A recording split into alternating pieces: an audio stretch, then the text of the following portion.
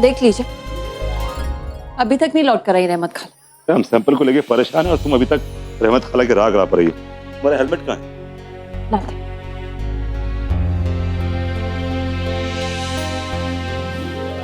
भांजे, ये देखो आज की कमाई, सारा कचरा बेच दिया। बस वो रैकेट ही नहीं बिका। सोचा था 50 तो मिलेंगे उसके।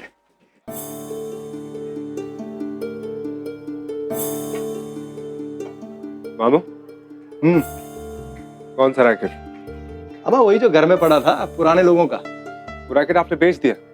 अब बिका कहाँ, जब किस्मत में वो ठन ठन तो कैसे बिकेगा बैडमिंटन। वो तो कबाड़ी वाले ने भी मना कर दिया कि फूटी कौड़ी नहीं मिलेगी, कचरे में फेंकना पड़ा। अब छोड़ो मियाँ, कौन सा अपना था। मगर किसी की निशानी लगता था वो। कहाँ फेंका है? अब नीचे कूड़े में फेंक दिया। अफजल भाई, हम घर से निकल चुके हैं, बस आपकी दुकान से 2 दुकान दूर है। नहीं, लड़का भी निकल चुका है कारखाने से, बस पहुंचने वाला होगा। चलो, खुदा हाफिज।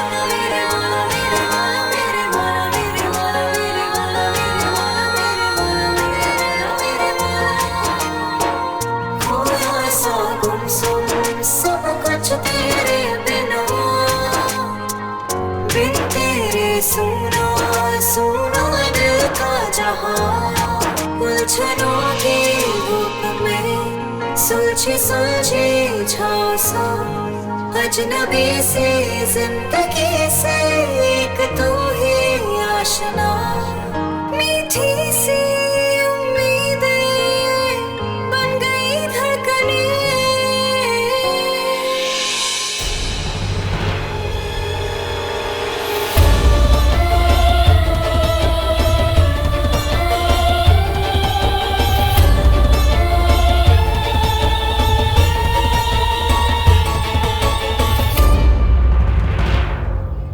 माफ कीजिएगा मोहतरमा, ये रैकेट हमारे घर का है।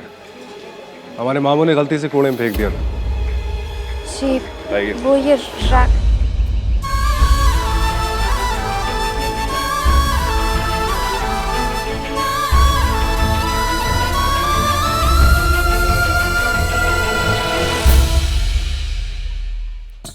My darling, செல்லம், என்னிட चाय எப்படி இருக்கே? वैसे अभी तो तुम्हें हिंदी भी आ गई। हमारी तो ख्वाहिश ही रही आपके हाथों की चाय पी।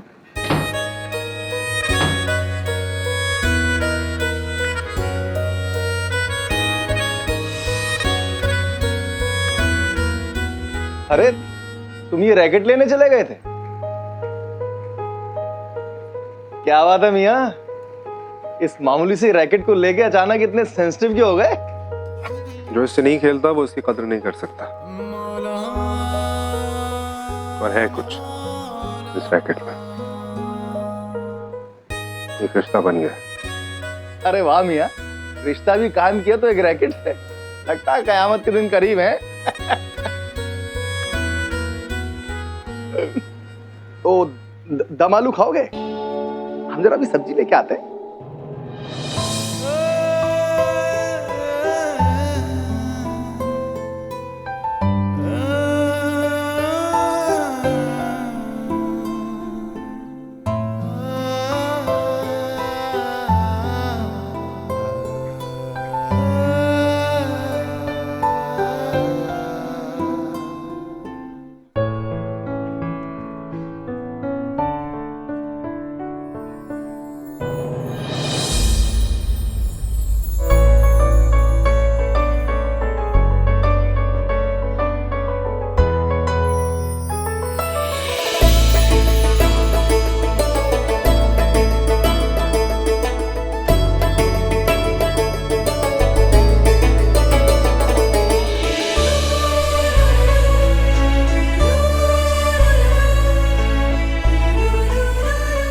खूबसूरत है, बहुत खूबसूरत।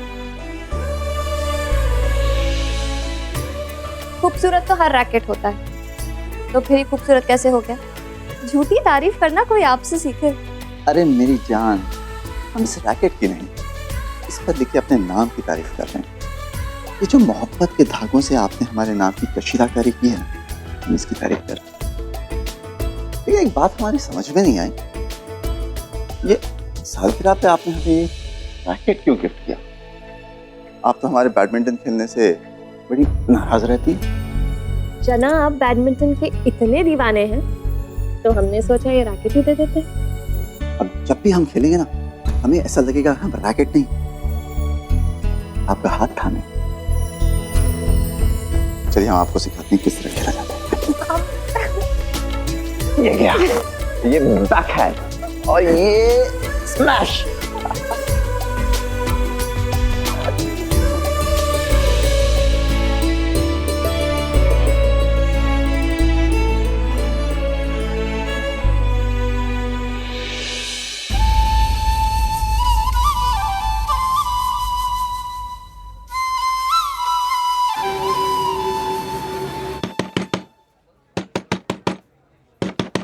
अरे ओहो, कौन बदतमीज इतनी बेहूदगी से दरवाजा पीट रहा है? कैसर, आपका मकान मालिक।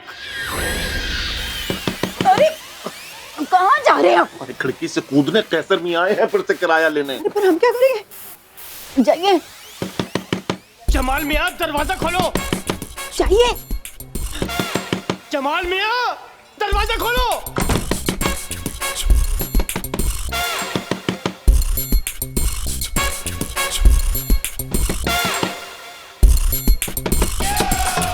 लाहौल बिला कुबत, दरवाजा खोलने में कितनी देर लगा दी मियां? हम अच्छी तरह वाकिफ हैं कि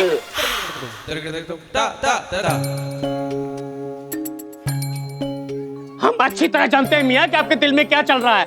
आपने पिछले 1 साल से हमें कोई भी किराया नहीं दिया। निकालिए हमारा किराया, निकालिए। हम आपसे बहुत नाराज हैं। पिछले महीने क्यों नहीं आए आप किराया लेने? अरे कितनी मेहनत से आपके बाप दादाओं ने इतने सारे मकान बनवाए, और एक आप हैं कि वसूली पर ध्यान ही नहीं देते। कितना इंतजार करवाया आपने हमसे। अच्छा, आपने बहुत इंतजार किया, अब तो आ गए मियां। निकालिए हमारा किराया। चलिए, देर आए दुरुस्त आए। अभी तो हमें भी आपसे बहुत सारा हिसाब किताब करना है।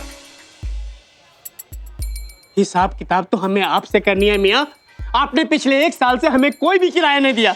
निकालिए हमारा किराया। कैसर मियां, किराया तो हम आपको अगले महीने दे ही देंगे, लेकिन पहले आप अभी हमारी हथेली पर रखिए 1800 रुपए। क्या? 1800 रुपए? किस बात के मियां? किस बात के? आइए बताते हैं किस खुशी में। ये क्या है मियां? साफ साफ बताइए, माजरा क्या है? बैठिए, बैठिए आप, और ध्यान से देखिए इस मकान को। आप मानते हैं ये मकान आपका है? बिल्कुल। ये दीवारें आपकी हैं? बिल्कुल। इन दीवारों पर जो छत की है वो आपकी है? हाँ भाई हाँ।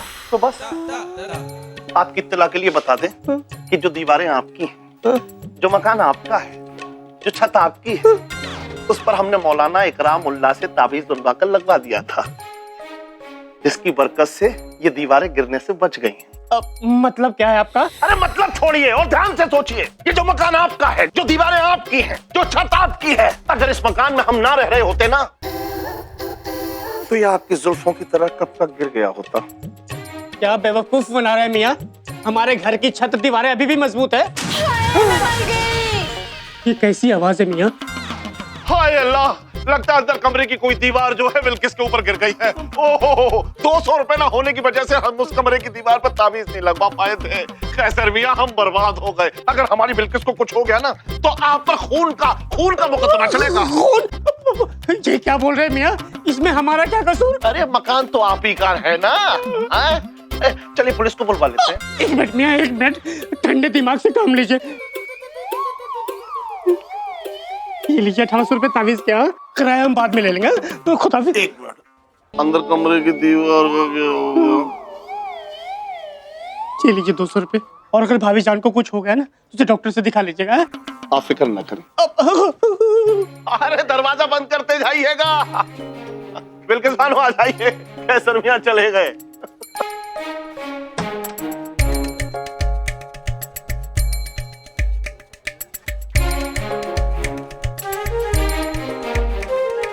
बलखेस बानो, ये बताइए आपने ऐसा क्या गिराया कि दीवार गिरने का इफेक्ट हुआ?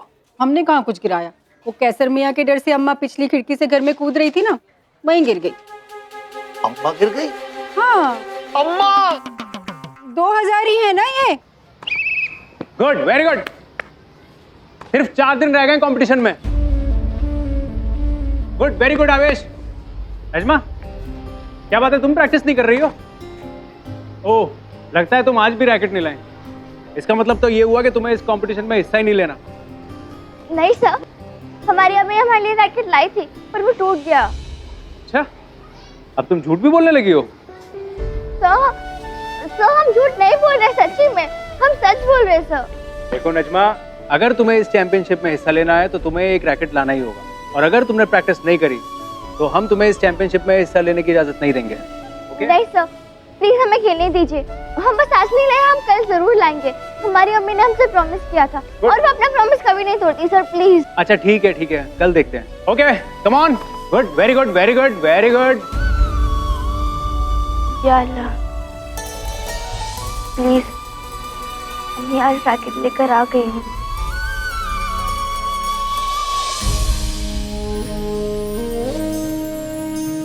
तीस, 40,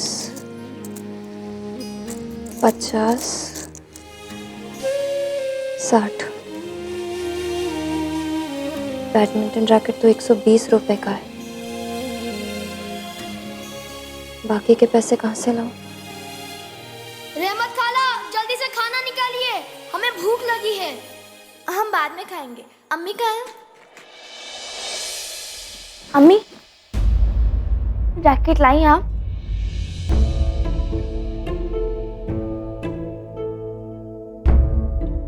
स्पोर्ट्स टीचर कह रहे थे कि कल अगर हम रैकेट नहीं लेके गए तो हम बैडमिंटन चैंपियनशिप में हिस्सा नहीं लेने देंगे वो।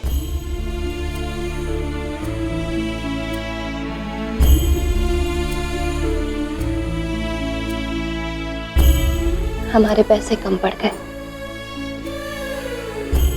पर आप फिक्र मत करो। आज दादा जान जब घर आएंगे ना, हम उनसे मांगकर आपके लिए नया रैकेट ले आएंगे। खुश? रहमत भी जरा दादा पानी जान आ पिलाइए। गए, हम अभी पैसे लेके आते हैं। हाँ नज्जो, नज्जो, नज्जो रुको बेटा।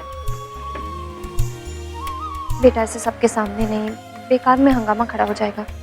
अम्मी, हम दादा जान से रैकेट के पैसे थोड़ी ना मांगने वाले हैं, तो आप देखते जाइए। आप ये बताइए रैकेट कितने का आएगा? 120 का है। हमारे पास कितना है? 60 और चाहिए है ना? हम अम्मी लेके आते हैं। नचो। शरबत? अरे भाई, हमने आपसे पानी के लिए कहा था। पी लीजिए मियाँ, सेहत ही बनेगी। अस्सलाम वालेकुम दादा जान। अरे वालेकुम अस्सलाम। आ गई आप स्कूल से? हम तो कब के स्कूल से आ गए थे। अच्छा। हाय हाय, तुमने अभी तक कपड़े नहीं बदले? 2 मिनट में बदल लेंगे रहमत खाला। 2 मिनट के 2 घंटे ना हो जाएं। अच्छा आप ये बताइए, आज आप कहाँ गए थे? आज तो हम आपके हीरालाल दादा के साथ एक खास काम पर गए थे। आप थक गए होंगे ना? बहुत थक गए। तो आपके पाँव दबा दे रहे हैं। अरे नहीं बेटा, नहीं। तो आपका सर दबा दे? नहीं बेटा, नहीं, इसकी कोई जरूरत नहीं है। आप जाइए खेलिए, फिर आपको पढ़ाई भी तो करनी है ना। जी, पर कुछ तो करा लीजिए दादा जान। आप क्यों उंगलियां झटका देते हैं हम? हाँ? अच्छा अच्छा, तो अब समझे हम। आपको चॉकलेट खानी है? शैतान। अच्छा तो ये बताइए कि आप हमारी एक उंगली चटकाने के कितने पैसे लेंगे? एक उंगली चटकाने के 3 रुपए के हिसाब से 20 उंगली के होंगे 60। हाँ, एक उंगली चटकाने के हम 3 रुपए लेंगे। क्या? 3 रुपए? नहीं नहीं भाई, ये बहुत महंगा सौदा है, हमको नहीं चटकवा। प्लीज दादा जान, प्लीज प्लीज। हाँ भाई, हाँ, हम बस 1 रुपया देंगे एक उंगली का। नहीं, 3 रुपए, नो बागे नहीं। प्लीज दादा जान। अरे ये तो जबरदस्ती है। प्लीज ना, प्लीज प्लीज प्लीज। अच्छा भाई, अच्छा चल। ठीक है, आपके हाथ दीजिए पहले। 3 6 9 3 रुपए और 48 51। वालेकुम दादा जान। वालेकुम अस्सलाम। फिजा बेटी जीती रहिए। नजमा जल्दी चलो, सब आप भी बुला रही है। सब आपे को कह देना कि हम अभी नहीं आ सकते, अभी हम दादा जान की उंगलियां चटका रहे हैं। दादा जान पैसे देंगे? हम भी चटकाएंगे उंगलियां। नहीं, तुम कल चटका लेना, आज हमें सारी उंगलियां चटकानी है। दादा जान के साथ तुम्हारे हम भी चटकाएंगे। मैंने बोला ना, अरे तुम्हें क्या कर रही हो तुम? हम चटकाएंगे। अरे भाई झगड़ा नहीं, हमारी बात सुनिए। चुप रहिए। फिजा बेटी, आज इनको उंगलियां चटका लेने दीजिए। आप हमारी उंगलियां कल चटकाइएगा। दादा जान। गंदी बात। देखो, हाँ हम बताते हैं। आप बगैर आप हमारी उंगलियां चटकाए ये ले और जाकर चॉकलेट खा लीजिए। अरे वाह। अभी देखिए, वो गंदी बात करिए, आप उसे नहीं बोलते। बेटे वो छोटी है। अच्छा, कितना हो गया था? हाँ, 51 हो गया था। हाँ 51। इसका अरे क्या करेंगे? हमारी उंगली ही तोड़ डालेंगी क्या? पर ये उंगली छिटक ही नहीं रही है दादा जान। हाँ तो कोई बात नहीं, जो उंगली नहीं चटकेगी हम उसके पैसे नहीं देंगे। नहीं दादा जान, देख लीजिएगा, ये उंगली अभी चटकेगी।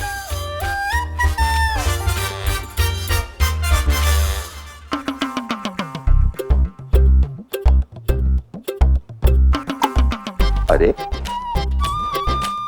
यह आवाज कैसी आई? हमारी उंगली तो चटकी नहीं। अरे चटके ना दादा जान, तभी तो आवाज आई। अच्छा चटकी थी। हाँ, अभी हो गई 54।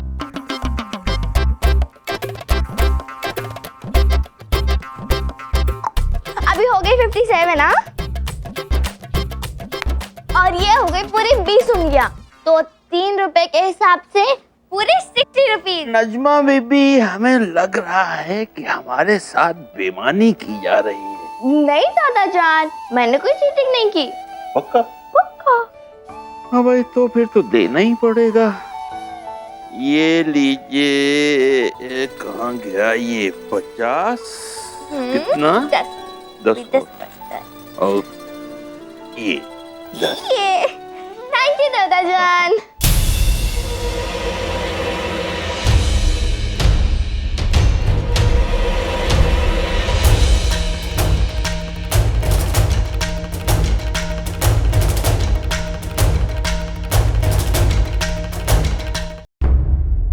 अस्सलाम वालेकुम बड़े अब्बू। अब्बाजान अस्सलाम वालेकुम। वालेकुम सलाम। अब्बाजान, पिछले हफ्ते हमने आपको 9,000 रुपए दिए थे। हाँ। असल में वो हमने सैंपल बनवाया था नए ऑर्डर का। नजमा ने चाय गिरा दी उस पर। खैर, अब हमें 9,000 दे दीजिए, हम बाद में लौटा देंगे। अरे अरे अरे यूनुस मियां, हमने तो उन्हीं रुपयों से आज छोटी दुल्हन के इंश्योरेंस का प्रीमियम भर दिया। क्या बजान, हमने आपके पास वो रुपए इसलिए रखवाए थे कि वक्त जरूरत पे काम आ सके। हाँ, लेकिन प्रीमियम की ड्यू डेट निकली जा रही थी, इसलिए मैंने अदा कर दी। हमारे समझ में नहीं आता कि आपको सिर्फ नजमा और मरियम की प्रॉब्लम क्यों दिखाई देती है। इस घर में और लोग भी तो हैं, और हम हैं ना नजमा और मरियम की जरूरतें पूरी करने के लिए। फिर आपको क्यों उनकी हमेशा इतनी फिक्र लगी रहती है? मियाँ, अगर आप उनकी जरूरतें पूरी करते तो इंश्योरेंस का प्रीमियम तो कब का भरा जा चुका होता ना। अब्बाजान, आप क्या कहना चाहते हैं कि हमने जानबूझ के प्रीमियम नहीं भरा था? माफ कीजिएगा, तौसीफ के इंतकाल के बाद इस घर का सारा बोझ हम उठाए फिर रहे हैं अपने कांधों पर। हमारे भी बच्चे हैं, सबा बड़ी हो चुकी है। उसकी शादी की फिक्र करने की बजाय हम नजमा और मरियम को पाल रहे हैं। आप तो देख रहे हैं अब्बाजान कि सुबह से शाम तक हम कैसे कारखाने में बैठकर अपना कारोबार बढ़ाने की कोशिश कर रहे हैं ताकि इज्जत से 2 वक्त की रोटी खा सकें। और ये नजमा आपकी उंगलियां चटखाने के 60 रुपए ले रही और आप उसे खुशी खुशी दे भी रहे हैं। पूछिए इस नजमा से या मरियम से कि इन्हें एहसास भी है जरा सा भी कि हम कैसे कमा के लाते हैं रुपए इस घर में जो इन पे लुटाए जा रहे हैं। बस बस मियां, बस करो।